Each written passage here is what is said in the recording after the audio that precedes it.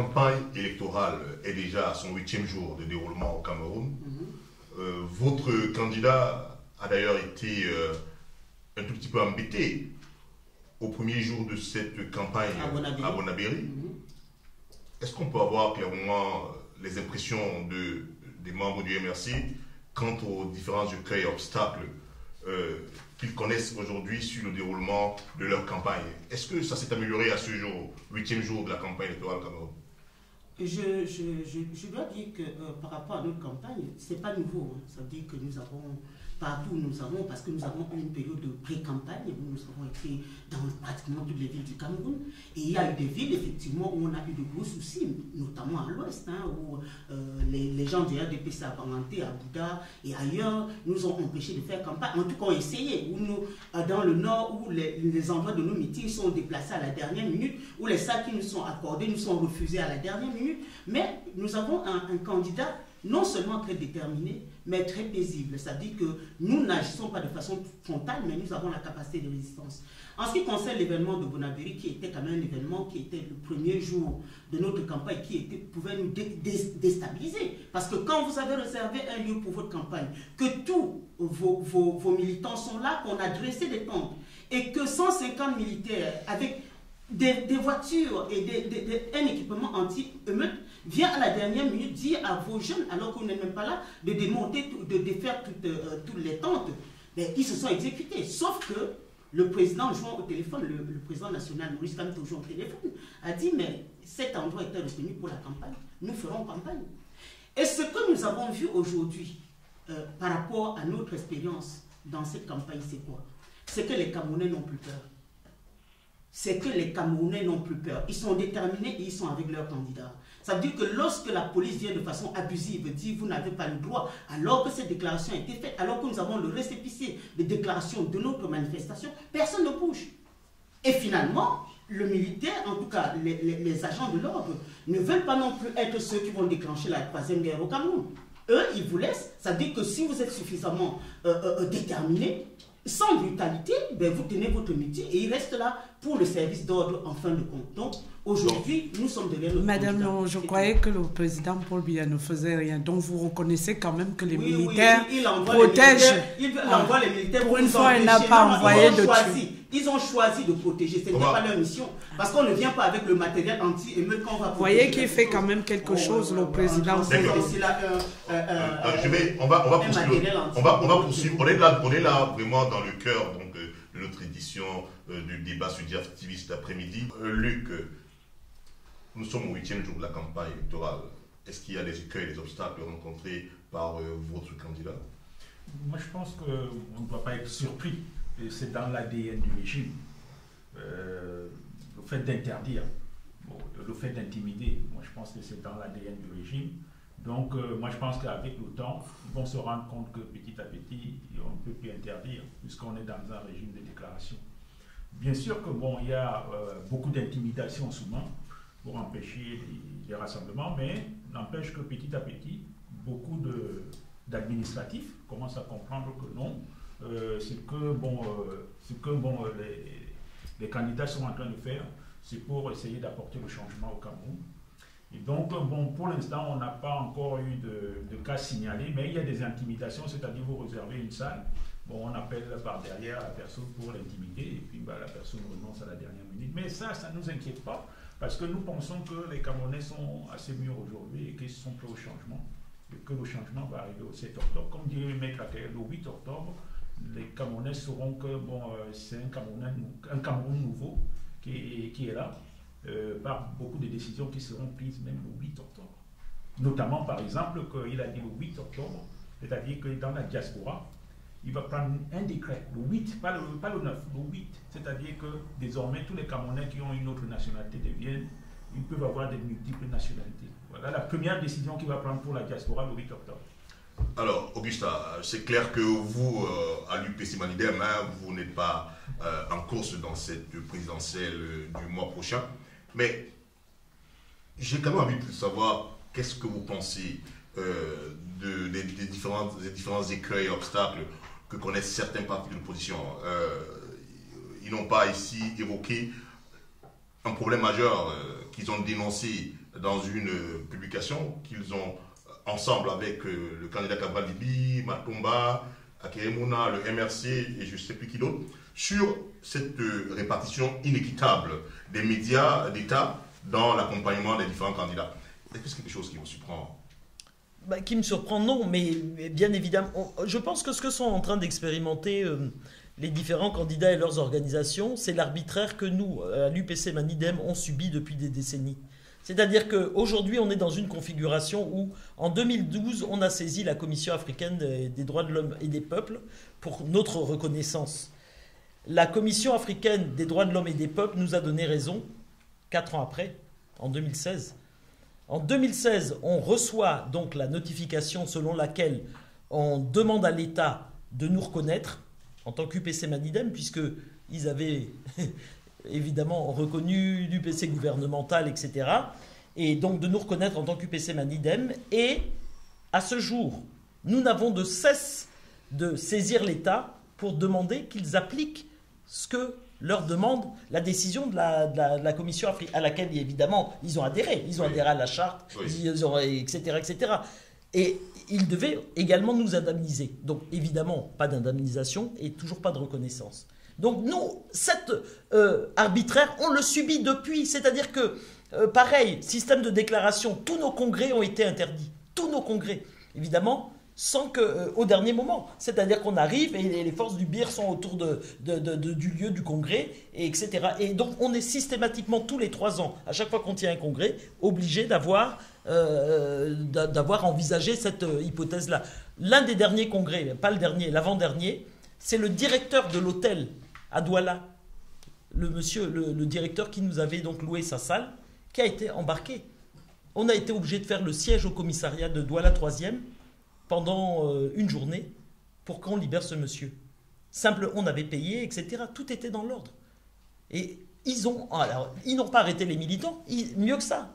C'est-à-dire que c'est un signal qu'ils donnent. Si vous leur tendez la main, si vous faites quoi que ce soit, en leur ouvrant vos portes, c'est vous qui allez trinquer.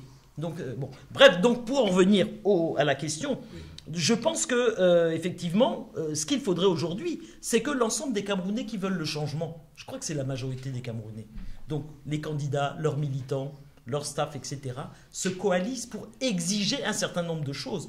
J'espère que la mobilisation, nous on n'est pas dans la course effectivement électorale et pour cause, puisqu'en plus, alors non seulement on n'y est pas pourquoi, je me permets aussi de prendre une minute pour expliquer, oui, on n'y est pas pourquoi. On vous donne une minute. On n'y est pas pourquoi, parce que un pays qui est quasiment en état de guerre civile larvée ne peut pas, comment dirais-je, entrer en campagne électorale. Ça veut dire que quelque part on entérine le fait qu'au nord-ouest et au sud-ouest, voire effectivement au nord et à l'extrême nord, parce que là aussi c'est pas la paix non plus dans cette région-là, voire à l'est également, parce qu'il y a tous les réfugiés centrafricains qui arrivent. Ça fait donc combien de régions qui sont impactées par la tension, par peut-être l'impossibilité d'avoir des élections dignes de ce nom dans ces régions-là. En tout cas, au nord-ouest et au sud-ouest, c'est sûr. Donc, ça veut dire quoi? On entérine donc le fait qu'aujourd'hui, il y a une partie des Camerounais qui disent « nous, on ne veut plus faire partie du Cameroun ». Parce que ça veut dire qu'on entérine ça, ils ne peuvent pas voter et ils ne voteront pas. Ils ont d'autres chats à fouetter. D'ailleurs, je pense que les conditions ne seront même pas réunies, c'est-à-dire de la part du pouvoir. Donc, nous, on pense que dans ces conditions-là, il ne fallait pas faire les élections. Il fallait que toutes les forces politiques qui veulent un véritable changement dans ce pays se coalisent et exigent un certain nombre de choses, notamment une table ronde inclusive, y compris avec les séparatistes, pour discuter d'une solution dans ces 2 régions-là, avant qu'on envisage les élections présidentielles. Je pense qu'il aurait fallu ça. Et je voudrais dire que demain, je suis très très très impatiente de voir comment ces candidats-là vont s'organiser pour exiger le respect des résultats.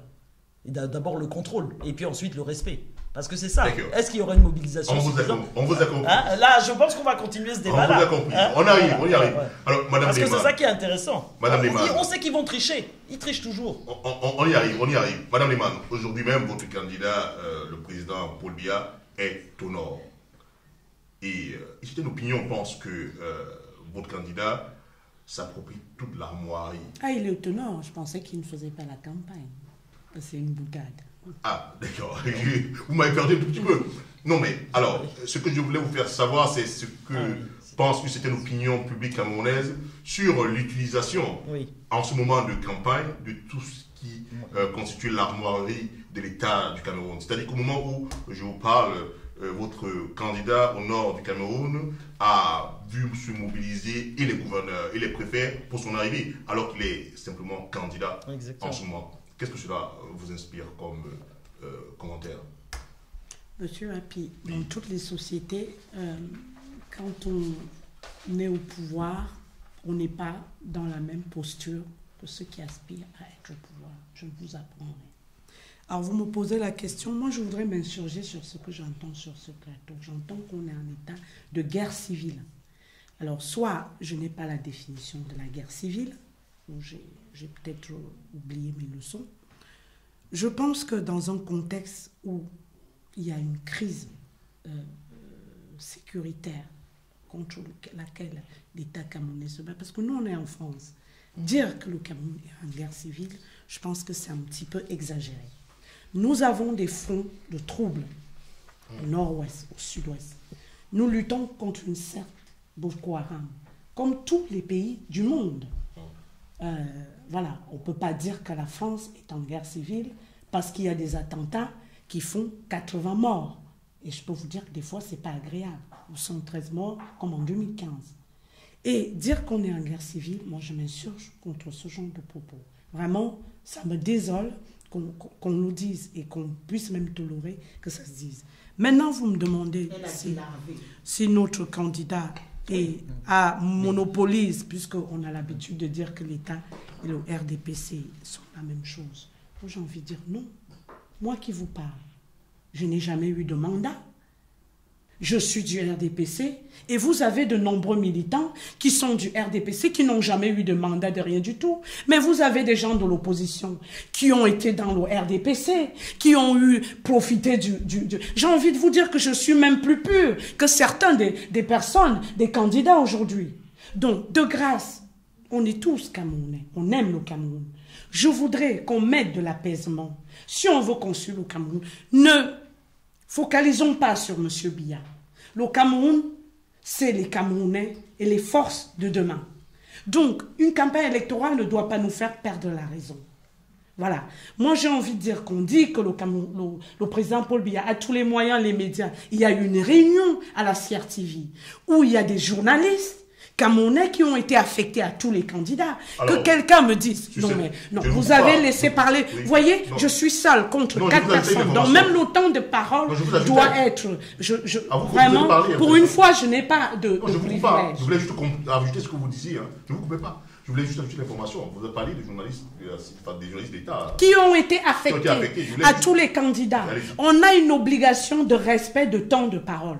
Avant, quand vous m'avez invité sur votre plateau, je vous ai demandé si vous avez comptabilisé le temps de parole du RDPC. Le président Paul Biya est quelqu'un de légaliste. Vous avez jamais vu, chacun d'entre vous, vous avez jamais donné des consignes et que vous avez certaines personnes qui parlent aux ailes ou parce qu'ils veulent vous faire plaisir, outrepassent les consignes que vous avez données?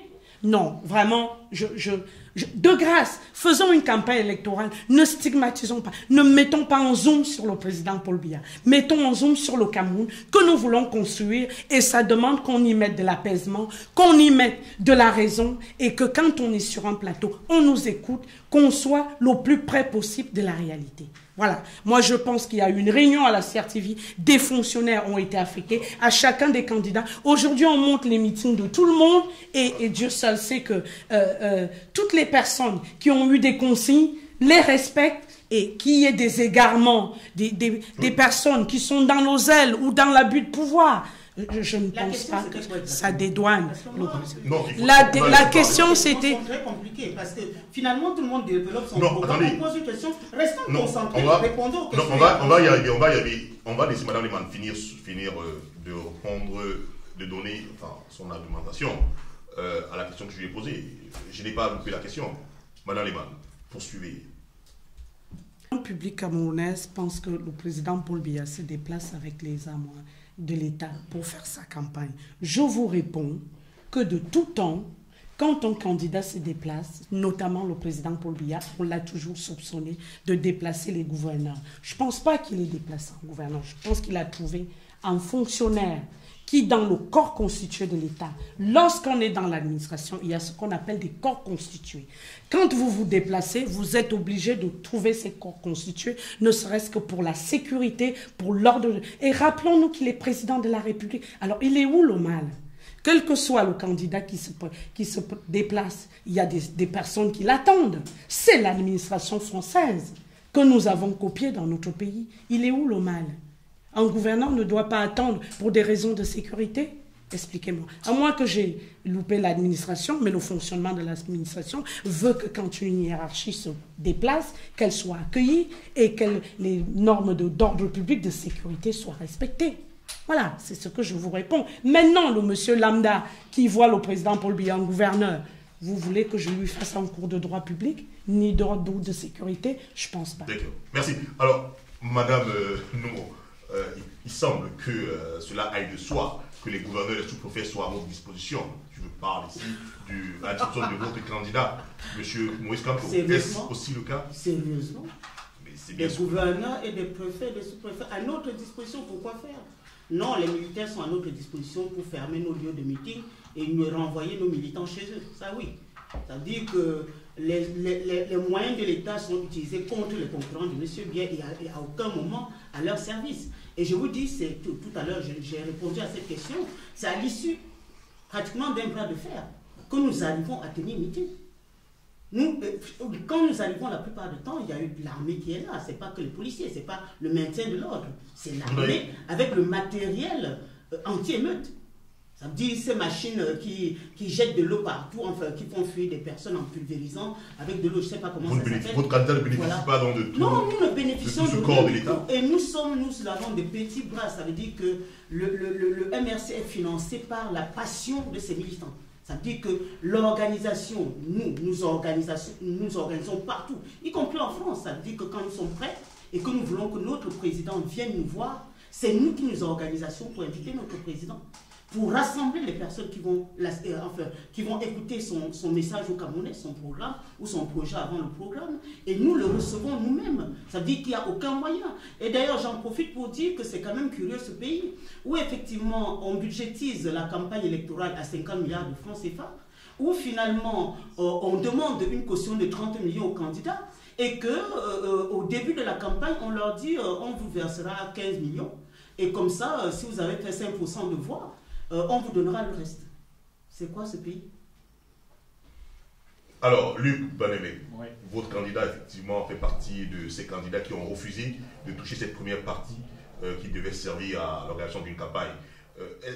Quand vos candidats acceptaient les 50 millions de francs CFA dont parle... Milliards. 50 milliards. Budgétisé à 50 milliards. Bon, vous avez budgétisé, vous, c'est pas nous, c'est l'État du Cameroun qui budgétise. Pour chaque... Qui dit nous mettrons 50 milliards à la disposition de la campagne. De la campagne. De la campagne. Qui seront repartis aux différents candidats pour qu'ils puissent faire une campagne efficace. Oui.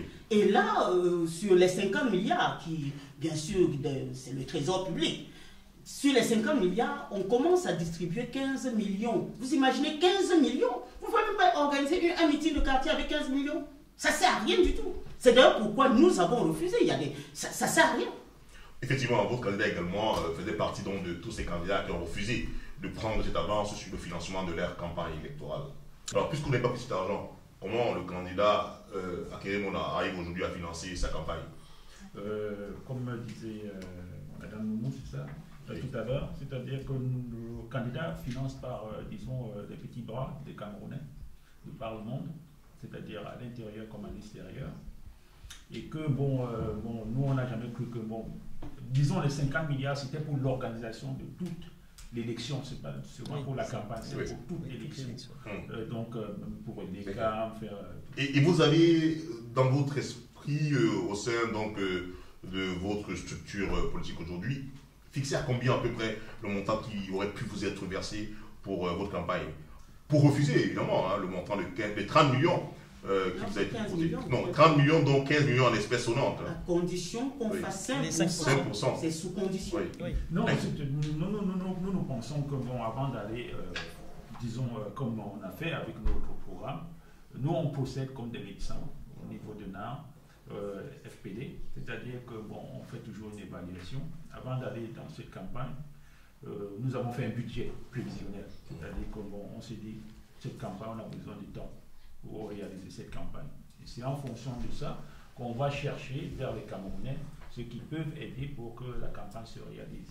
Donc, nous ne comptons pas vraiment sur le régime parce qu'on sait comment, parce que c'est le président qui décide combien il donne aux candidats.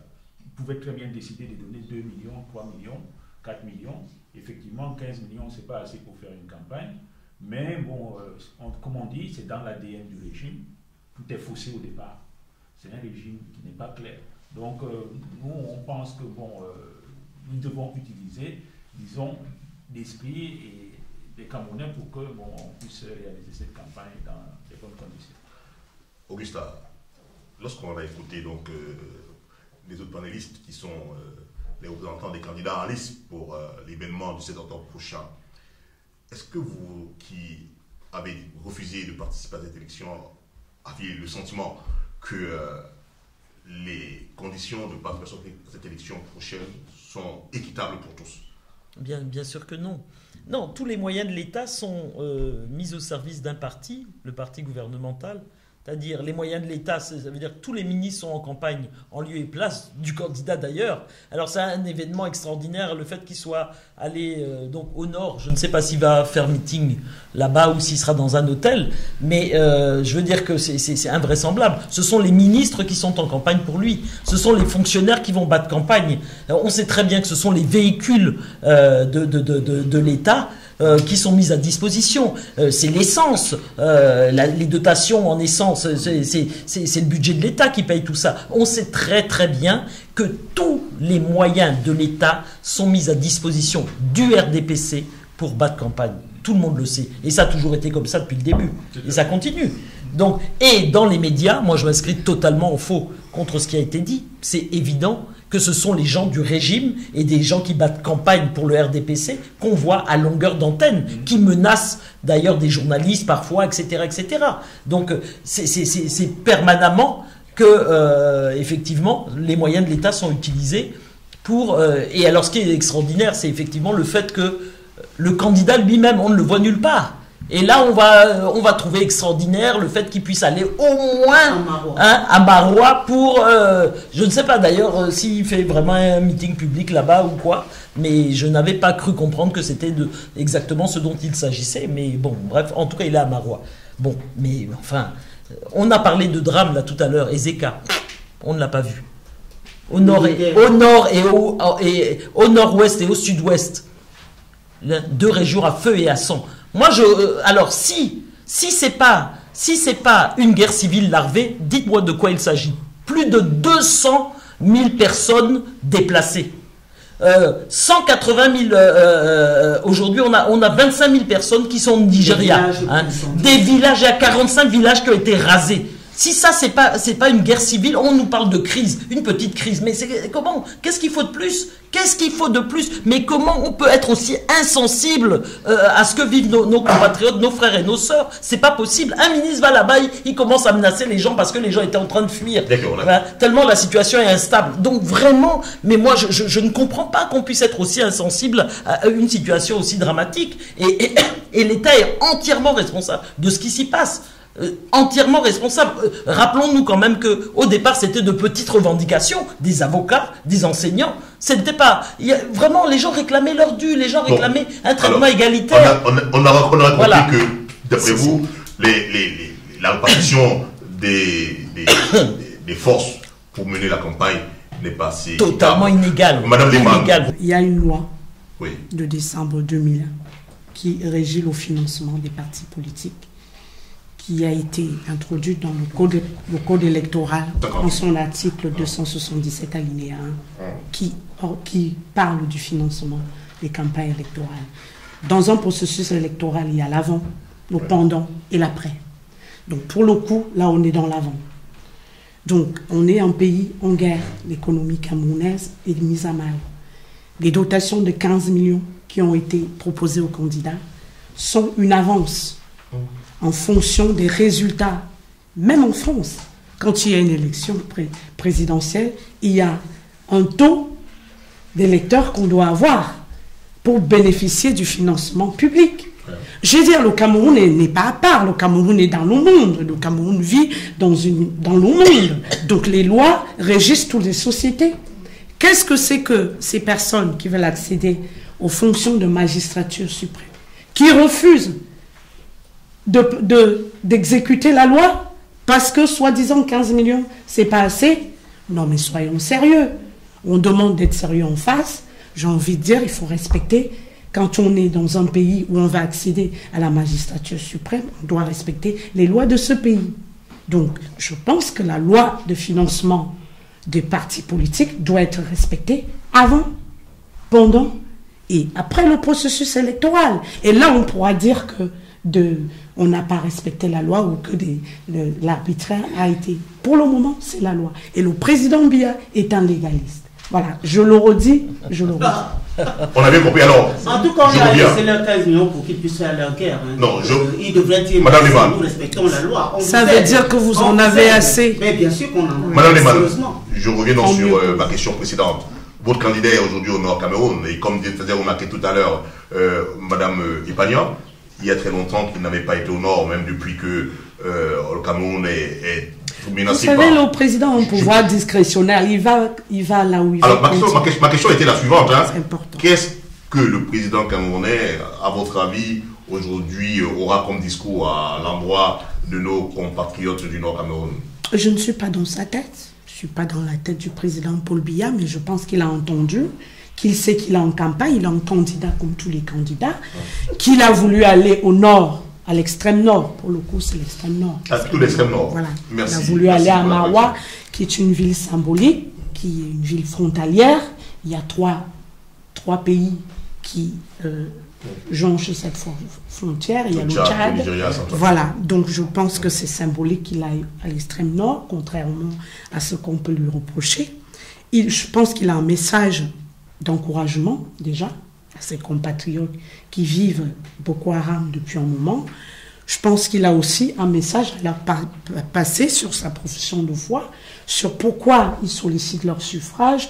Rappelons que j'ai la profession de foi du candidat Paul Biya, qui sollicite le suffrage en 10 points, améliorer leurs conditions de vie. Je veux faire la différence entre le président de la République, qui est une rencontre avec un peuple, un homme, une femme pour le coup, ici il n'y a pas de femme, c'est un homme, et la mise en œuvre. Vous pouvez avoir toutes les visions du monde, mais si la mise en œuvre n'est pas celle que vous souhaitez, ça ne fonctionnera pas. C'est pour ça que j'ai horreur de l'amalgame qui confond le président Paul Biya à son gouvernement. Voilà. Il a beau être responsable, que l'un de nos candidats nous dise ici, quand ils seront au pouvoir, vous allez faire comment si vous nommez des ministres et que les ministres n'appliquent pas votre vision? On les vire. À part les virer. Donc, vous devrez les virer. Enfin, quand je vous demande ça, madame, on se comprend. Vous les virez. Vous faites comment? À part les virer, vous allez avoir un fouet parce qu'on est humain. On sait que vous pouvez être très actif quand vous n'êtes pas au pouvoir. Vous avez des personnes qui peuvent vous trahir, qui peuvent ne pas respecter votre version. Non mais... La question, on a bien compris. Excuse-moi, oui. parce que là j'ai été interpellé. Mais vous faites comme si le Cameroun était le seul État du monde. Est-ce que vous ne savez pas qu'il y a d'autres pays qui sont gouvernés de par le monde et qui vont très très bien? C'était une extra... Non, vous vous comportez comme si le Cameroun est le seul pays du monde et que 36 ans de merdier, on doit l'accepter parce que tout le monde a trahi Biya et Biya est le seul président de la République. Vous pouvez utiliser tous les termes grossiers que vous voulez. Mais c'est quoi ça? Vous pouvez parler de... On va revenir au débat. Moi, je réponds à la question. On va revenir au débat. Moi, je voudrais justement un troisième élément. Que quand Paul Biya veut virer quelqu'un, comme vous disiez, il le fait. Le président de l'ECAM, le précédent président de l'ECAM, on a estimé qu'il avait commis des malversations, il l'a viré tout de suite. Pour prendre un exemple récent et qui est dans notre sujet. Donc ça prouve bien que quand il le faut, il peut le faire. Il peut le faire. Non, parce que vous allez rapidement et puis on passe. Le troisième axe, pourquoi il est à Maroua? Je pense qu'il est à Maroua. En campagne, mais qu'est-ce qu'il va dire? Parce qu'il va dire à cette population pourquoi ils redemandent leur suffrage, même si on veut dire qu'au bout de 36 ans, il n'a rien fait, mais dans les 36 ans, il y a eu 20 ans de crise économique au moins. Donc on ne peut compter que 16 années, et avec tout ce que vous venez de décrire, vous conviendrez avec moi que c'est pas un contexte de direction. 16 parmi lesquels il y a eu votre candidat. Dans les 16, il était là 7 ans.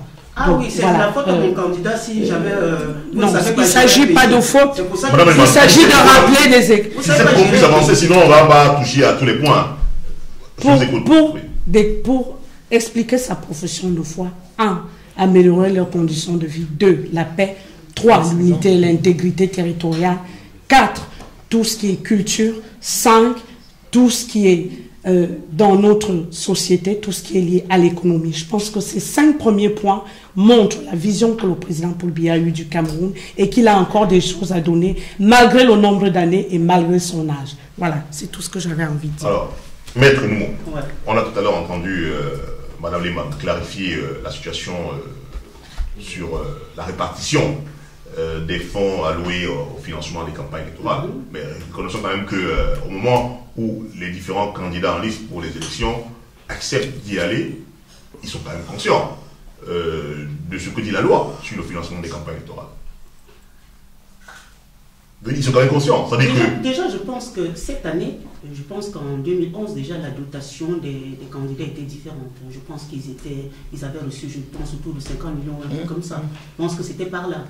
Donc, effectivement, de toute façon... La crise faisant, en 2011, on n'a pas la situation au nord-sud-ouest, on n'a pas toute cette situation vous n'allez pas aller déclarer la guerre à votre peuple et venir vous dire que vous n'avez pas d'argent. Il a déclaré la guerre à son peuple.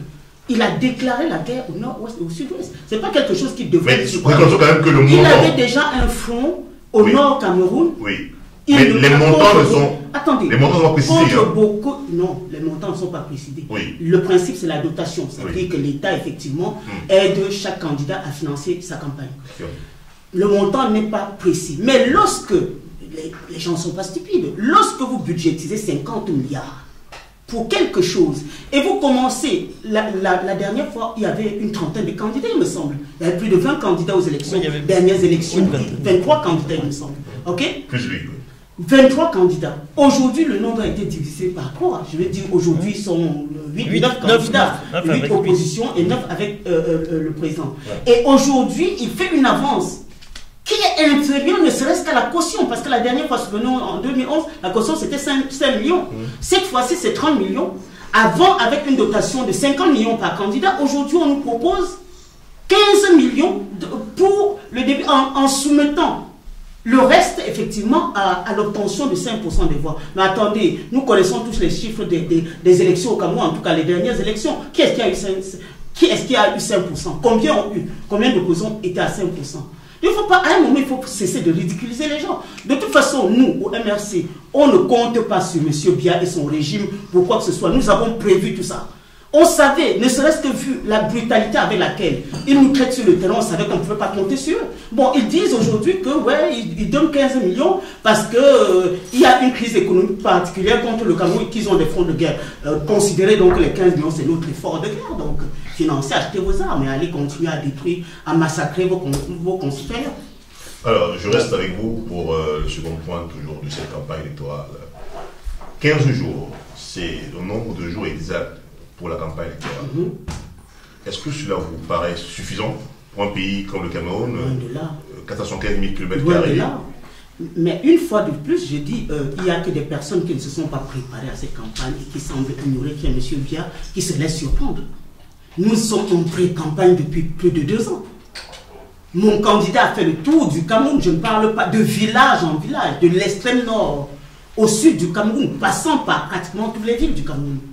Nous sommes implantés, en 5 ans, nous sommes implantés dans 340 régions sur 340 régions sur 360 que compte le Cameroun. Ça veut dire, pardon, je parle d'arrondissement, je parle de municipalité.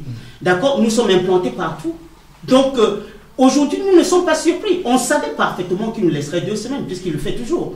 Mais nous, on a aujourd'hui, le professeur Maurice Kamto repasse simplement dans les villes où il était passé depuis trop longtemps. Parce qu'il n'y a pas une seule ville aujourd'hui où le professeur Kamto n'est pas passé avant.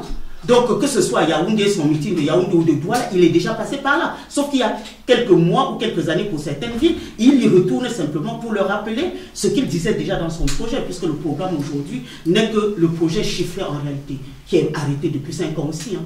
Donc, nous, on n'est pas du tout surpris. Donc, aucun candidat sérieux, et c'est d'ailleurs ça qui fait qu'aujourd'hui nous sommes devenus la bête noire un peu du RDPC qui nous déstabilise. Vous allez voir des insultes tous les jours dans les réseaux sociaux. On traite mon candidat de tous les noms, heureusement qu'il a des nerfs d'acier.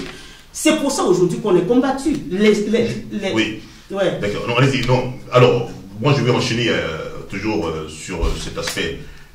Vous en êtes où avec la grande mobilisation que vous avez effectuée sur Paris au Cameroun pour appeler les militants à financer vos campagnes? Nous finançons.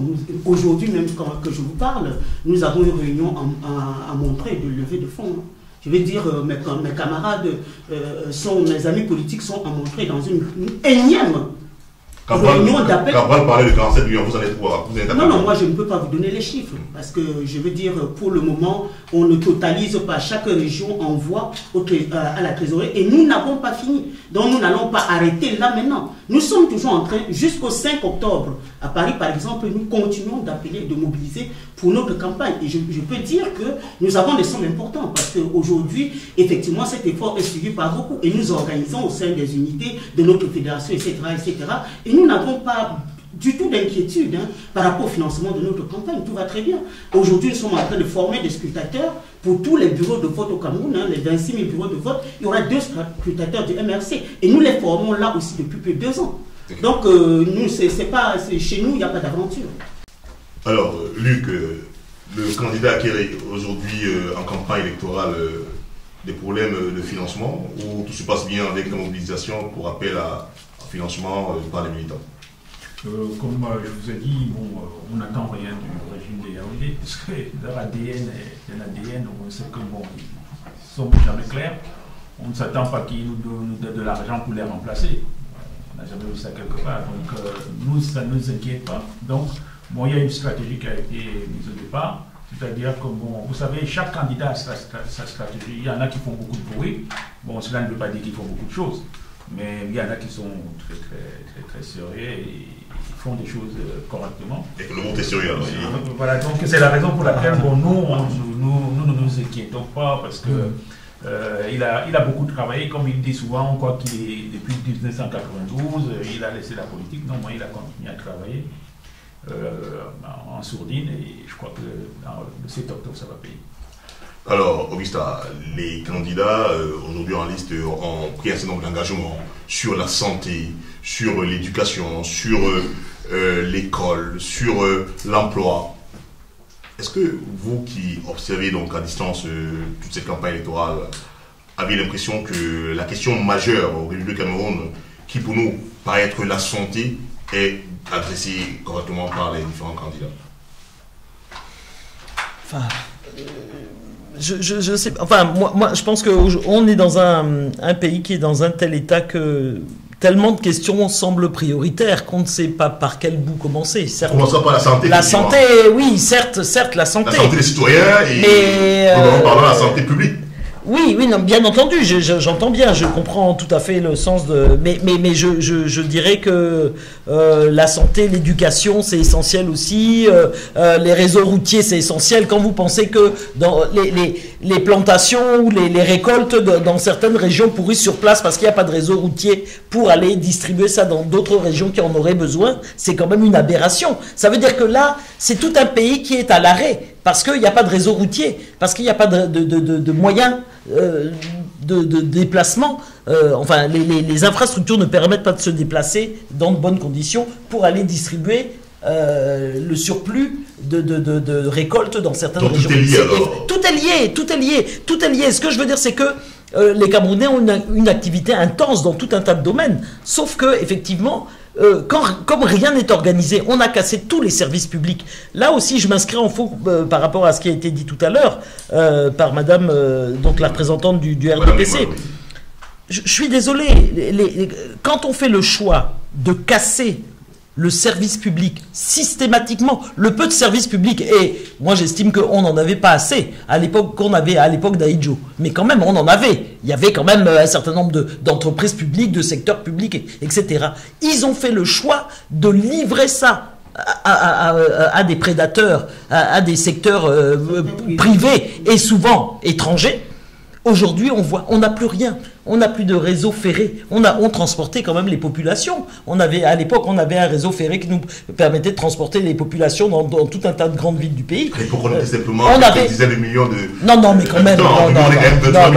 Oui, mais attendez. Les Camerounais sont très entreprenants. Vous savez très bien qu'on a un pays extrêmement riche. C'est pas pour rien qu'on appelle le Cameroun la petite Afrique. On produit tous les biens. Donc il n'y a pas de raison. Alors sur la question de la santé, bien sûr, c'est une question essentielle. Donc effectivement, si les candidats s'engagent à construire un véritable service hospitalier public, mais franchement, on ne peut que s'en réjouir. Tous les jours, on a le témoignage de drames qui se produisent dans les hôpitaux, ce qu'on appelle des hôpitaux. Moi, j'étais au Cameroun au mois de juillet. J'ai eu un petit épisode aussi dans mon entourage d'une proche qu'on a dû transporter dans 3 ou 4 structures hospitalières. Et vous voyez les chambres. C'est-à-dire que même un animal, on ne le ferait pas. On ne le ferait pas rester dans le lit où notre sœur était contrainte de rester. Vraiment, c'est inimaginable. On vous dit c'est un hôpital. Et il faut aller chercher les poches de sang. Et vous revenez, il n'y a plus les poches de sang. Et on a donné ça à quelqu'un d'autre, etc. Sur les matelas sans... Donc évidemment que la question de la santé, c'est une question majeure, c'est une question centrale. Et j'espère que on va pouvoir mettre en place effectivement un système qui permette, un système universel qui permette de prendre en charge, parce que c'est ça, non seulement il faut construire les infrastructures, il faut faire venir les personnels de santé, parce qu'on a plein de gens qui sont dans le secteur de la santé, qui sont à l'extérieur. Il faut créer les conditions pour que les personnels de santé reviennent au Cameroun, travaillent au Cameroun, se mettent à disposition, et il faut qu'on crée les infrastructures, et il faut aussi qu'il y ait une couverture maladie universelle qui permette de prendre en charge les Camerounais. Hein? Madame Leban, qu'est-ce que le candidat du RDPC aujourd'hui prévoit pour résorber ces questions liées aux problèmes de plateau thermique dans nos hôpitaux, aux problèmes de prise en charge des patients arrivés à l'hôpital? C'est le numéro 1 de sa profession de foi, où il s'engage, s'il est réélu, à améliorer les conditions de vie des Camerounais, les services sociaux, notamment la santé, l'eau, l'électricité et tout ce qui va avec. Moi, je suis ravie de cette question parce que c'est le but de mon engagement auprès du président Paul Biya, qui me tient à cœur. Je vais vous raconter une anecdote qui fait que je me suis engagée derrière le président Paul Biya, parce qu'on ne s'engage pas en politique par hasard, il y a toujours une histoire. Ce domaine qui est dans mon domaine professionnel, comme je vous disais, je rencontre le président Paul Biya en 2013, aussi en colère, outré, comme toutes les personnes qui sont. Et je lui parle d'un forum de la santé, puisqu'il y a des salons de tout au Cameroun, et je m'insurge que la santé, si on va avoir de l'émergence, c'est l'urgence des urgences. Donc, je lui parle de ce forum, et il est très écoutant de ma proposition, et il accepte d'être parrain de cet événement. Or, je ne suis pas membre du gouvernement. Il accepte de parrainer ce forum international de la santé. Et il dit aux personnes qui étaient pendant cette audience au gouvernement qu'on me reçoive. C'est vous dire que avant de rencontrer cet homme, je me disais, il faut que je vois ce qu'il veut faire de la santé au Cameroun. Et l'écoute, l'accompagnement que j'ai eu, et moi je suis autour de cette table à cause de la santé. Un système de santé, c'est pas seulement la CESU. La CESU, c'est la couverture santé universelle, qui est différente de la CMU. Je fais une différence. Oui. Mais pour comprendre ce qui se passe au Cameroun, il faut avoir lu le livre de M. Paul Biya, le libéralisme communautaire. C'est 3 choses. La liberté d'entreprendre, l'émergence et la solidarité nationale. Ça signifie quoi? Ça signifie que ce n'est pas un État-providence qui donne tout aux citoyens. C'est un État qui régule. Donc, les Camerounais qui critiquent la politique de M. Paul Biya, j'aimerais qu'ils lisent, parce qu'une pensée politique, une pensée précède l'action. Donc, tout ce qu'il met en place précède est écrit dans cette philosophie politique. Et donc, quand j'entends, vous me laissez finir, chère madame. Quand j'entends, à l'entame de cette émission, on s'est dit qu'on voulait la construction du Cameroun. Donc, moi, je me suis engagée aux côtés du président Paul Biya pour cette question de santé. Parce que si on n'a pas la santé, si on n'avait pas la santé, on ne serait même pas autour de cette table. Et c'est pour ça que quand j'entends les bilans, vous pouvez avoir le meilleur bilan, mais vous avez une maladie cachée, vous montez les escaliers, vous vous écroulez, alors que votre bilan était positif. Voilà, donc moi j'ai envie de vous dire que c'est la priorité du président Paul Biya. Et pour avoir eu son écoute, je me suis engagée à ses côtés. Un système de santé, c'est 8 choses. C'est la gouvernance, c'est la volonté politique, c'est la gouvernance, la direction. On a un ministère de la santé publique, on a des établissements. C'est le financement. On a parlé du financement tout à l'heure. Le financement de la santé dépend de l'économie, ce qu'on appelle l'économie de la santé. Donc, pour bien financer une économie, il faut des finances publiques, il faut des préalables, il faut étudier les maladies qui coûtent cher. La 4e chose, c'est les plateaux techniques. On a besoin des plateaux techniques. Et le gouvernement l'a compris. Ça fait des années qu'ils se rendent compte que la manière dont la santé est coupée au Cameroun ne correspond plus à la réalité camerounaise. Parce que rappelons quand même que la santé est arrivée au Cameroun par la charité, par la colonisation et qu'on avait déjà un système traditionnel. Donc l'hôpital moderne doit se greffer à ce système traditionnel. Ça demande de la réflexion et du temps. La 5e chose, c'est le personnel de santé, leurs conditions de travail. La 6e chose, c'est le numérique. Parce qu'on ne peut pas avoir une santé qui fonctionne comme à l'Antiquité. Un dossier médical qu'on transporte d'un bout d'un établissement à un autre, ça cause souci. Et la dernière chose qu'il faut qu'on introduise dans le système de santé au Cameroun, c'est la qualité et la gestion des risques, ce qu'on appelle la sécurité des soins. Je pense que c'est ce qui va réguler, qui va booster les établissements, que les plateaux techniques marchent. Parce que quand on introduit la sécurité de soins, la certification, quand vous savez qu'un concurrent peut faire mieux que vous, vous êtes obligé de vous bouger. Madame Lehmann, je peux vous poser une question? Oui, allez-y. Est-ce que... Même comme c'est pas vous qui posez les questions. Non, mais parce que, comme vous avez expliqué, par quel truchement, par quel biais vous en êtes arrivé à soutenir et à être derrière Paul Biya, je voulais vous demander si le seul fait qu'il vous ait, semble-t-il, écouté et qu'il vous ait permis d'organiser cet événement que vous souhaitiez, organiser, suffit à ce que vous cautionniez sa politique. Et deuxième, c'est un peu le pendant de ma question, c'est est-ce que vous avez fait le tour des établissements de santé dans le pays? Au Cameroun, j'ai fait le tour. Non seulement j'ai fait le tour, mais la plupart des directeurs d'hôpitaux je les connais et je suis en connexion de travail avec eux. Pourquoi je dis ça? Parce que si on reste et qu'on critique sans donner... C'est pour ça que je dis que le Cameroun dépend de chacun d'entre nous. Si on reste et qu'on sanctionne des catastrophes, de la gestion de crise, qu'il y a des morts qu'on n'a pas montrées et qu'on n'y participe pas. Donc moi j'ai choisi d'aller voir comment ça se passe, de faire le tour, peut-être pas des audits, et de m'engager. Ok, on va permettre. Alors, Madame Mo, sur la santé. Sur la santé, mon candidat voilà, exactement. Nous avons deux programmes phares en matière de santé. D'abord, la couverture maladie universelle minimum.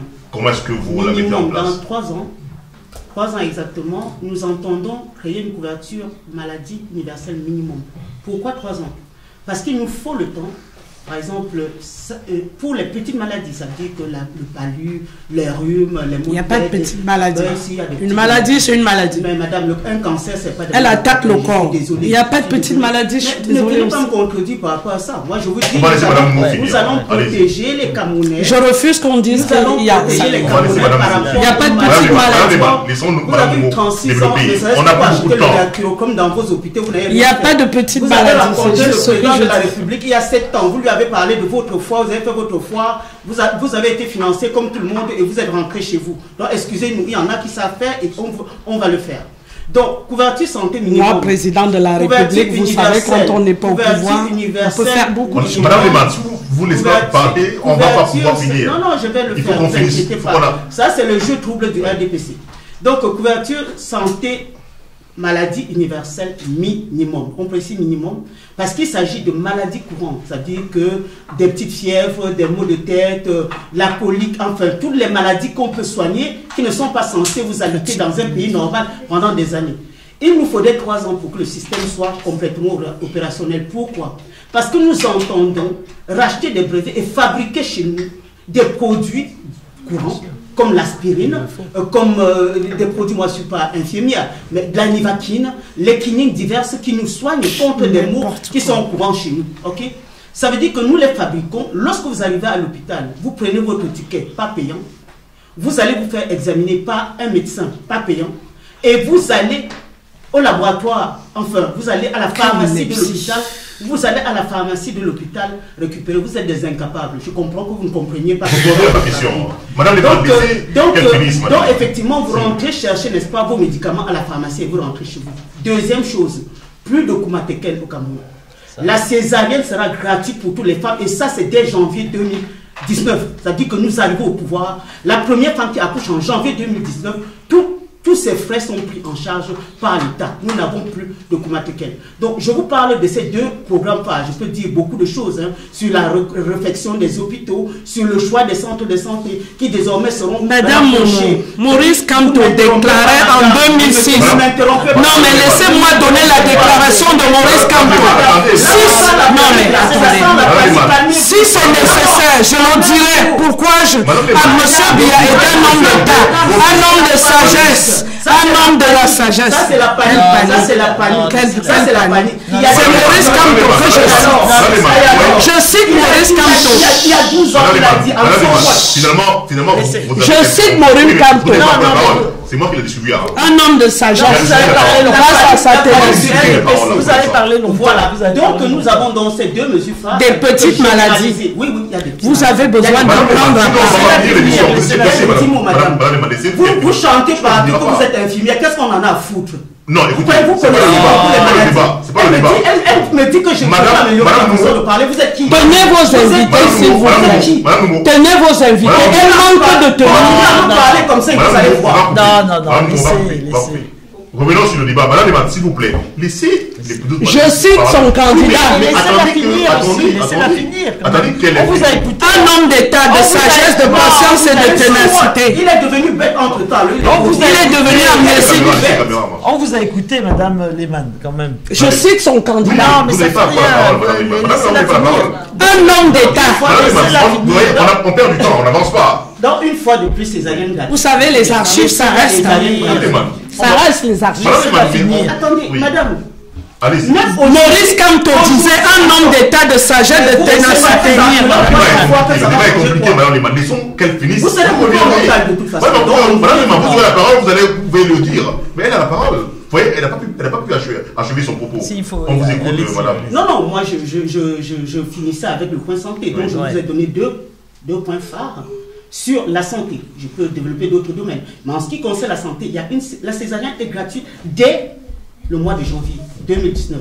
1er janvier. Il n'y a pas que la gratuité dans une césarienne. Voilà, donc la césarienne est gratuite. Nous avons les chirurgiens, nous avons tout le reste. Je ne sais pas pourquoi ça vous démange. Merci. On va donner la parole s'il vous plaît, on va donner la parole à Libanelec sur le même sujet, la santé public au Cameroun et surtout la santé des individus, parce que les deux choses sont différentes. Il faut qu'on donne une autre image de ce qu'on veut pour ce Cameroun-là, y compris au niveau des débats. C'est important. C'est que notre candidat, je parle déjà, vous savez, il a procédé tout le temps comme un médecin, c'est-à-dire qu'il fait un diagnostic avant de proposer.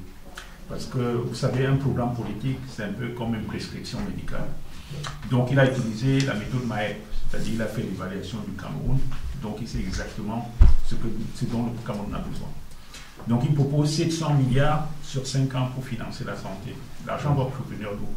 Il y a 40% de l'argent qui part dans la corruption, qui est exporté à l'étranger. Donc, comme il a repéré les réseaux, il sait où se trouve ces 40% du produit intérieur brut. Ça fait beaucoup d'argent. C'est-à-dire que c'est comme si vous avez 100 euros, on vous prend 40 euros et on amène ça à l'étranger et vous restez avec 60 euros. Et avec les 60 euros, on récupère encore. Donc, il y a ces 40% qu'il va récupérer et ramener vers le pays. Il mettra 700 milliards sur 5 ans dans la santé. Et pendant les 5 ans, donc, il va mettre la couverture maladie universelle, d'accord, comme beaucoup de candidats, mais plus, il va faire plus, c'est-à-dire que tous les soins prénataux seront financés gratuitement, c'est-à-dire que vous vous rendez à l'hôpital quand vous êtes enceinte, vous ne payez absolument rien. Et en plus, c'est-à-dire que si vous avez accouché, que vous travaillez dans une entreprise, il va prolonger la durée, par exemple, de congé maladie. Mais il va aussi réorganiser dans le cadre de la réorganisation de l'État du Cameroun, parce que vous savez que comme on a un problème de gouvernance, c'est-à-dire que bon, tout ce qu'on parle là aujourd'hui, que les ordures qui ne sont pas ramassées, que l'hôpital qui ne marche pas très bien, c'est de la gouvernance, et la gestion du pays. Donc, dans le cadre de la réorganisation, on va essayer de réorganiser tout le système de santé camerounais. Et nous pensons qu'en 5 ans, cette gouvernance sera rétablie et que les Camerounais se porteront mieux 5 ans après. Comme je vous ai dit, il y aura 700 milliards de francs CFA qui seront injectés dans l'économie de la santé. Qui viendront, vous avez dit la majorité viendra par exemple des 40% qui ont repéré à l'étranger de l'argent, disons, récupéré dans les caisses de l'État, c'est-à-dire de la corruption. C'est-à-dire qu'il a repéré, vous savez qu'il est spécialiste, disons, pour retrouver les fonds illicites, qui promet de ramener très vite. D'accord. Il sait exactement où est-ce que tous ces fonds ont été placés, parce que comme il travaille avec l'Organisation des Nations Unies. Paradis fiscaux. Ok. Alors, oui. Je voulais allez-y, après on passe au dernier point. Sur cette question de la santé, je pense qu'en plus de ce qu'ont dit les représentants des différents candidats, je crois qu'il y a un point extrêmement important qu'il faudrait prendre en considération dans notre système de santé et dans la politique de santé qu'on voudrait mettre en place. Ce sont toutes nos pharmacopées traditionnelles. On sait qu'il y a beaucoup de plantes au Cameroun et qu'il y a un certain nombre de compatriotes qui ont une très grande connaissance des bienfaits de ces différentes plantes. Je pense que dans le système de santé à construire, il faut qu'on introduise effectivement cette dimension dans ce qu'on veut faire. Quand j'ai parlé de 2 systèmes de santé. Oui, mais en tout cas pour le moment, moderne. Mais pour le moment, ça n'est pas le cas. Okay. Tout ça n'est pas. Et je voudrais dire que, à l'exemple de Cuba, par exemple, qui est un pays effectivement de même type que nous, au sens où, en termes de développement, etc. Mais ils ont développé leur pharmacopée traditionnelle de façon extraordinaire et c'est introduit. Et vous savez que Cuba, malgré le blocus, exactement, malgré le blocus qu'ils subissent depuis plus de 60 ans, c'est un système de santé qui est au top du top, quoi. Donc voilà. À condition de maîtriser les lobbying des laboratoires pharmaceutiques. Ok, alors on va donc passer au dernier point. Il faut transformer au dernier point parce qu'on n'a plus le temps, le temps est parti, il est presque arrivé à son terme. Le dernier point, je vais rester avec vous, Augusta. Augusta, on a entendu donc un ensemble d'engagements des candidats à travers leurs représentants sur ce plateau. On a entendu parler donc de tout ce qui est relatif à l'assurance maladie. Mais comment est-ce qu'on arrive à mettre ça en place lorsque aujourd'hui le taux de chômage est à ce niveau au Cameroun? Reconnaissons quand même que pour que tous ces engagements fonctionnent, il faut quand même qu'on ait un taux d'emploi qui soit subséquent dans notre pays. Qu'est-ce qui, selon vous, fait qu'aujourd'hui le Cameroun soit encore à ce niveau-là du chômage, de ces jeunes qui sont sortis des universités, des écoles d'enseignement supérieur? Mais déjà, je pense qu'il faut reconstruire un vrai service public dans tout un tas de domaines. Ça, c'est la première des choses. Il faut vraiment reconstruire un vrai service public et il faut qu'on conquiert notre souveraineté. Moi, c'est ce que je n'entends pas dans les programmes des uns et des autres. Il faut qu'on conquiert notre souveraineté. Ça veut dire que la souveraineté à conquérir, c'est quoi? C'est déjà avoir, disons, la main sur nos matières premières. On a passé des accords avec des gens qui nous pillent du matin au soir et du soir au matin. Et je vais dire une chose, Biya n'est pas un patriote. Qu'on ne nous fasse pas croire et qu'on ne fasse pas croire aux Camerounais que Biya est un patriote et qu'il est aujourd'hui étranglé par les Occidentaux ou par la France. Il subit quand même l'adversité des vautours. Biya est au service, de la France et du capital français et de l'Occident. Et d'ailleurs, je n'en prends pour preuve que quand Macron est passé au Nigeria, il a déclaré qu'il soutenait Paul Biya. Il l'a déclaré, il a fait une déclaration en faveur de Paul Biya et des élections à venir. Il a clairement déclaré ça. Allez vous sur les réseaux, vous retrouverez ça. Donc moi, je voulais dire qu'il faut déjà qu'on reconquiert cette souveraineté, ou qu'on la conquiert tout court, parce qu'on ne l'a jamais eu. Il faut savoir quand même que ceux qu'on a installés à la tête du pays... Elle est corrélée à l'emploi au Cameroun, vous voulez dire? Mais bien sûr, ça veut dire qu'à partir du moment où Parce qu'il faudrait que ce soit clair pour nos on conquiert cette souveraineté, ça veut dire qu'on remet la main sur nos matières premières. Et évidemment, on ne va pas vivre en vase clos, c'est pas ce que je suis en train de dire, mais on va passer des accords gagnant-gagnant avec ceux qui nous reconnaissent comme étant les maîtres de cette souveraineté et de ces richesses. Et on va favoriser les petites et moyennes entreprises. Il faut que les Camerounais puissent se réaliser, investir, et que ce soit eux qui soient favorisés. Si on veut construire un véritable tissu industriel, commercial, avec des nationaux, il faut qu'on puisse les favoriser dans tout un tas de domaines, au lieu de continuer à favoriser les grandes multinationales qui, elles, nous pillent et ne voient absolument pas l'intérêt ni des Camerounais ni du Cameroun. Il faut que ce soit les Camerounais qui investissent au Cameroun qui soient favorisés dans tout un tas de domaines, qui soient soutenus, aidés dans leurs investissements et dans leur création d'entreprises. Moi, c'est comme ça que et c'est comme ça qu'on va reconstruire effectivement de l'emploi au Cameroun. Développer un secteur public, reprendre la main sur toutes nos matières premières, toutes les richesses qu'on produit, dans le domaine agricole, dans le domaine minier, dans tous les domaines. Et on favorise les Camerounais. Je suis désolé. Que les gens appellent ça comme ils veulent, mais il faut d'abord favoriser les Camerounais. C'est eux qui doivent développer de l'emploi. C'est ça. Point 9 de la profession de foi du président Biya. Alors, la place décrivez-nous, s'il vous plaît. La place du Cameroun en Afrique et dans le monde. Oui. C'est une manière délicate de dire ce que Mme Epaya vient de dire. Ah, vous dites la même chose alors? Voilà. Sur ce point-là, oui, on dit la même chose. Pourquoi ils l'ont pas fait? On est différents. Là où on est différent, c'est la manière d'aborder ces vautours. Parce qu'ils existent et vous le reconnaissez. Mais Biya est un vautour lui-même. Non. Il est à leur service. Non. Point 9. Oui. Redonner la place du Cameroun en Afrique et dans le monde. Ça veut dire que tout ce qui a été négocié pour obtenir l'indépendance, que nous avons des liens par rapport à certaines puissances, par rapport aux multinationales, qu'on ne peut pas négocier nos contrats. Ça demande du leadership. Ça demande qu'on puisse négocier d'égal à égal. Or, aujourd'hui, toutes les relations économiques ne permettent pas aux Africains de négocier d'égal à égal. Voilà. Et le président Paul Biya, l'adversité qu'il subit aujourd'hui, parce qu'il a voulu revenir sur certains des accords. Quand vous avez l'Union européenne qui signe un accord avec le Cameroun pour importer des marchandises, et on ne paye dans un port comme le port de Douala, et on ne paye rien, qu'on nous fasse signer ces accords. Est-ce que vous croyez que c'est pour des finances publiques camerounaises? C'est pas possible. Madame donc le président, vous avez donné le port de Douala. Madame, vous avez commencé à répondre. Vous savez très bien que le président Biya n'a pas la main sur tout. Et c'est pour ça que vous comprenez qu'il y a des enjeux cachés. Et donc, pour lever tous ces enjeux cachés, pour que les Camerounais puissent vivre de leurs matières premières. Parce que ce qu'on ne dit pas, c'est que les sociétés développées, certains vivent. Les CAF, tout ce qu'on reçoit dans certains pays, ce sont les Camerounais qui les nourrissent. Et Biya a choisi que les petits Camerounais doivent vivre de leurs matières premières. Justement pour ça qu'ils se représentent. Or, certains candidats sont allés faire des alliances avec des vautours parce qu'ils veulent le pouvoir, parce qu'ils veulent de la légitimité. C'est ça qu'il faut dire. C'est ça qu'il faut dire aujourd'hui. Que certains candidats ont besoin de donner le Cameroun aux vautours et que Biya résiste. C'est pour ça qu'il est dans l'adversité. Non, c'est pas vrai. Vous savez très bien que le président Paul Biya subit cette adversité.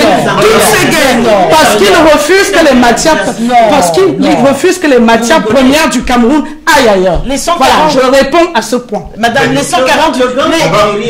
140 filiales des multinationales françaises installées au Cameroun, elles l'ont fait contre la Biya. C'est contre d'accord, on va écouter également Madame Momo. Qu'est-ce que le MRC propose pour résolver la question du chômage? Déjà, nous avons notre pilier numéro 2, c'est l'emploi et la formation, et le 3, c'est l'économie, n'est-ce pas, et la productivité. Le point numéro 2 concerne le chômage endémique des jeunes Camerounais. Je crois qu'ils sont 80% au chômage. Non, 24. Dernier sondage. Vraiment, vous croyez qu'on s'intéresse 24. Donc, en réalité, notre première préoccupation est là. Ça veut dire que nous entendons refonder complètement l'éducation au Cameroun, du primaire jusqu'au secondaire, voire à l'université. Ça veut dire que les jeunes doivent recevoir dès l'enfance une éducation plus tournée vers la science, la connaissance, le contact, la productivité, l'innovation. Même dans les maternelles, il faut que les enfants, déjà l'état de nos écoles est catastrophique, puisque ceux qui sont 90 par salle de classe, déjà leur donner des conditions d'études acceptables, et ensuite dans les salles de classe maintenant, les mettre en contact avec les objets fabriqués et ouvrir leur esprit à la petite technologie qu'on adapte en fonction de l'âge. En fonction de nos besoins. Voilà, en fonction de nos besoins, en fonction de l'âge de l'enfant, etc. Et on le fait grandir dans un environnement moins littéraire et plus scientifique. Nous ne voulons plus de nombreux littéraires qui vont se trouver au chômage, etc., etc. Donc, en ce qui concerne donc la formation, qu'est-ce qu'on va faire de tous ces jeunes aujourd'hui, 80%, qui errent dans nos rues à rien faire, ou ceux qui finalement se contentent d'être des call-boxeurs ou d'être effectivement des Ben Skinner, parce que ça sont les travaux qui ont été trouvés en 36 ans, n'est-ce pas, de renouveau. Donc, nous allons, pour les jeunes, ça veut dire qu'ils sont sortis du système scolaire trop jeunes, parce qu'ils n'avaient pas d'argent, les parents n'avaient pas de sous, parce qu'ils n'ont pas pu accrocher. Nous allons créer des centres de métiers pour ceux qui sont sortis à l'école sans une véritable formation et qui sont arrêtés, on va dire, vers la première ou la terminale. Nous créons dans chaque arrondissement au Cameroun ce que nous appelons des centres de métiers, où nous allons envoyer tous ces jeunes-là apprendre un métier. Ça veut dire que nous allons fabriquer pour nos besoins des plombiers, des couvreurs, des soudeurs, des coiffeuses, tous ceux qui veulent faire quelque chose de leur main, la petite technicité. Et nous emploierons pour ces personnes-là, nous mettons sous contrat des personnes de la société civile qui eux-mêmes ont de l'expérience dans ces métiers-là, qui viendront soit bénévolement, soit par un contrat avec l'État, formés à prendre leur métier aux jeunes. Et quand ils sortent de l'école, je vais finir, quand ils sortent de l'école, qu'est-ce que nous faisons? Quand ils sortent de l'école, pour ces jeunes-là qui sont donc sortis sans grosse formation, soit ils trouvent un travail, soit nous leur donnons le matériel et finançons leur installation pour qu'ils puissent.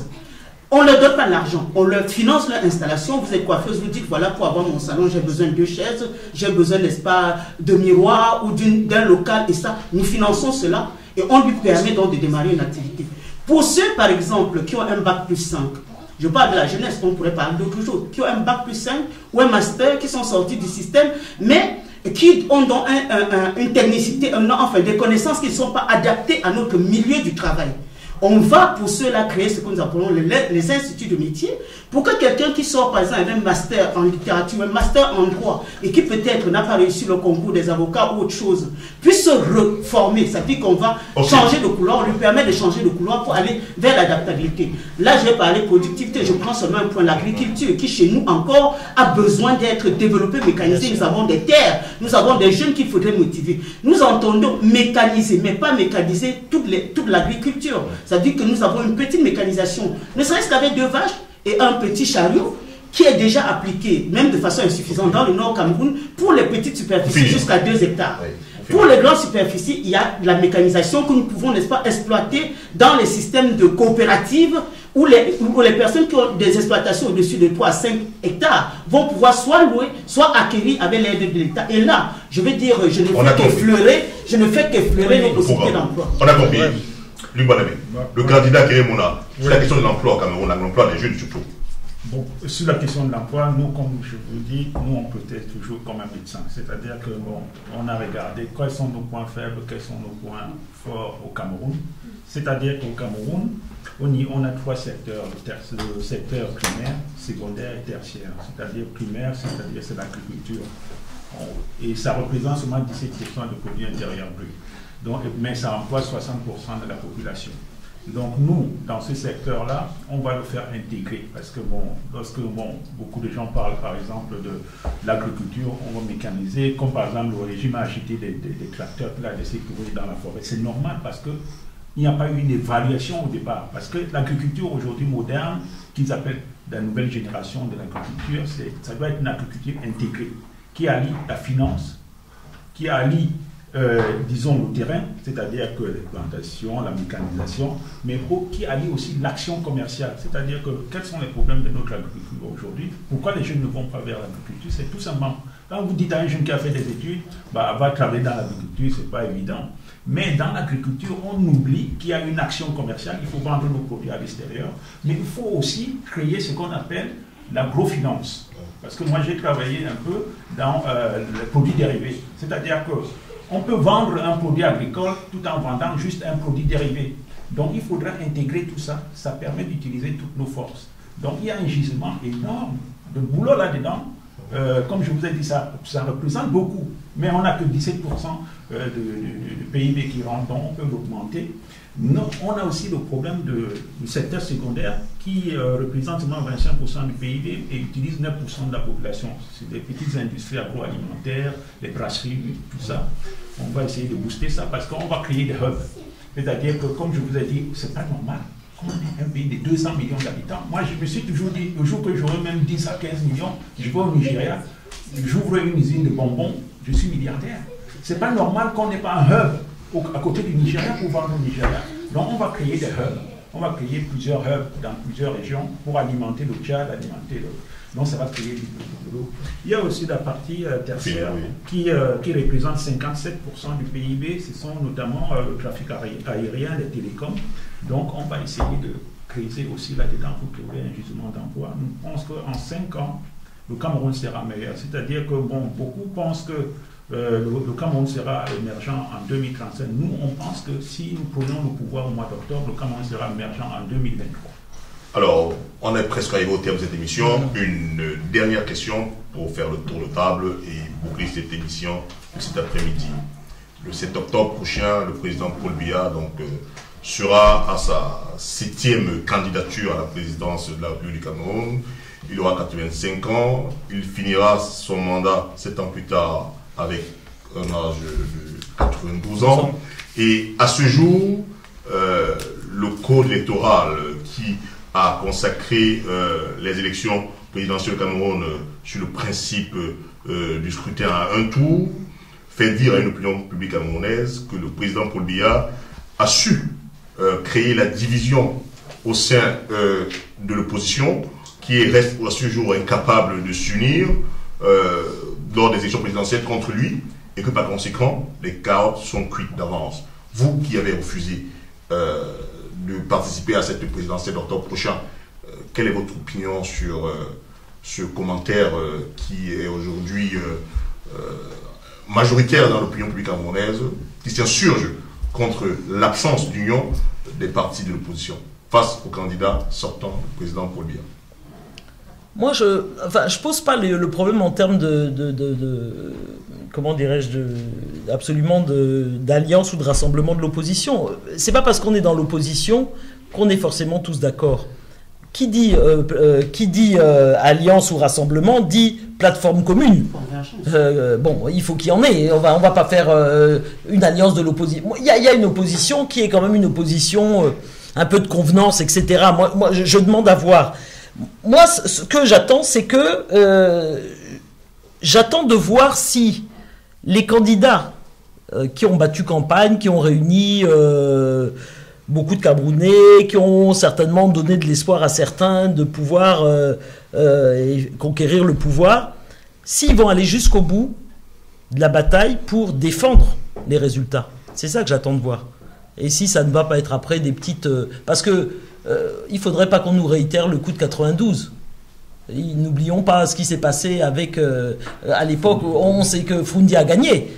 Et les résultats ont été inversés. Mais après, tout le monde est allé se coucher. Je me souviens, on a fait des manifestations ici pour protester. Mais finalement, après, le candidat lui-même n'a pas mené la bagarre avec la vigueur à laquelle on se sera attendu. Donc moi, je dis, si jamais, et j'espère bien, mais après, moi, mon problème, c'est dans le processus même. Tout est vicié au niveau du processus. On ne le contrôle pas. Alors, est-ce qu'il y a un candidat qui pense qu'il peut avoir des scrutateurs dans tous les bureaux, dans les 25 000 bureaux de vote, et qui va contrôler effectivement le processus de bout en bout? Ça, je demande à voir.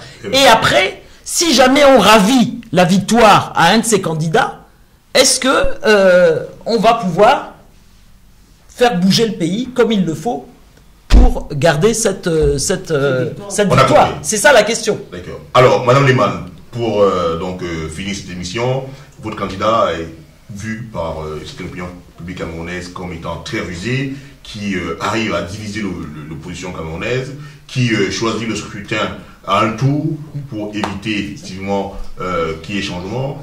Est-ce une opinion qui semble avoir du sens à vos yeux? Vous avez dit qu'on finit l'émission, donc moi, avec votre permission, je vais m'adresser aux électeurs. Oui, je suis là pour représenter le président Paul Biya. Je demande à tous les électeurs d'aller le 7 octobre, voter le président Paul Biya pour continuer ce qu'il a commencé pour le Cameroun. Il est hors de question qu'il ait bâti le Cameroun dans l'adversité et que d'autres viennent profiter de tout ce qu'il a posé comme base. Donc je demande aux femmes, aux jeunes qui croient à la stabilité, qui croient que le président Paul Biya peut encore apporter quelque chose de par sa vision, son parcours, son charisme, sa stabilité, sa cohérence, parce qu'aujourd'hui on a des personnes en face de nous qui ont profité des largesses du président Paul Biya et qui aujourd'hui se retournent. Donc je demande au 7 octobre que les personnes qui vont aller aux urnes votent le président Paul Biya, qui est le candidat de la cohérence, qui ne change pas d'avis comme un caméléon. Voilà, moi j'en ai terminé pour aujourd'hui. Alors, Madame Noumo, oui, monsieur. Que pensez-vous donc de cette opinion publique camerounaise qui commence à avoir peur que, à l'issue de cette élection du 7 octobre prochain, qu'on retrouve la plupart des candidats en liste pour cette élection dans les médias en train de se plaindre qu'on leur a volé leur victoire? Je vais vous dire quelque chose. Déjà, cette histoire de coalition de l'opposition, c'est encore des mots de langage qu'on essaie de faire entrer dans la tête des Camerounais pour les dissuader d'une victoire possible de l'opposition. Mais je peux vous le dire, mais très calmement, nous battrons M. Biya avec ses propres règles. Nous allons le battre. Biya va partir de la présidence du Cameroun. Nous irons à Itoudi. Nous irons à Itoudi pourquoi? Mais pas parce que c'est de l'incantation. Nous irons à Itoudi parce que nous avons travaillé à notre victoire. Parce que ce code qui a été fait par M. Biya pour pouvoir, n'est-ce pas, dissuader les opposants. Et puis on nous dit, si vous ne vous coalisez, vous ne pouvez pas gagner. Mais l'élection a un tour pour tout le monde. Ça. Victoire majorité relative. Ça veut dire que si mon candidat a 30% et l'autre a 29%, dans des conditions régulières, il gagne. Ce qui est dommage par rapport au scrutin à un tour majorité relative, c'est simplement qu'effectivement, il faut après un travail de cohésion pour avoir l'adhésion de la majorité des Camerounais et puis pouvoir dérouler son programme dans la confiance. Mais si ce n'est qu'une question de résultat des élections, nous n'avons aucun doute là-dessus. Le professeur Kamto va battre M. Biya et nous contrôlerons parce que dans chaque bureau de vote du Cameroun, et ça c'est la première fois que ça arrive à un candidat, nous aurons 2 scrutateurs dans chaque bureau de vote, quel que soit le lieu de situation au Cameroun. Et nos PV de vote, parce que les élections, le dépouillement, tout ça se passe en public.